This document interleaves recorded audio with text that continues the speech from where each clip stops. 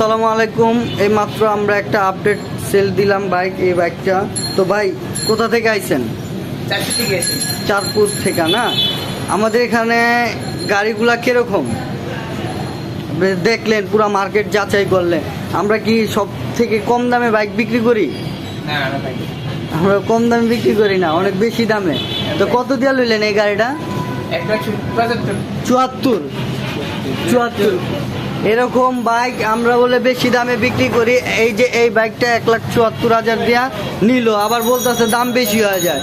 ঠিক আছে, যারা ভিডিওটা দেখতেছেন আপনারা কমেন্ট করে জানাবেন বাইক ভাইয়ের থেকে কি 1,74,000 টাকা কি বেশি নিছি দামটা, না কি নিউ মডেল বাইক?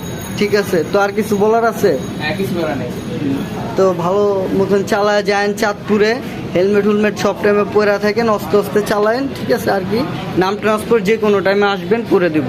ঠিক আছে, আর কিছু দেন, টাকা হলে যাবেন গাড়ির লগে, যান নামান। দুইটা চাবি আছে সাথে, যে দিয়ে দিচ্ছি, দেখি চাবি দেখান, স্টার্ট দেন।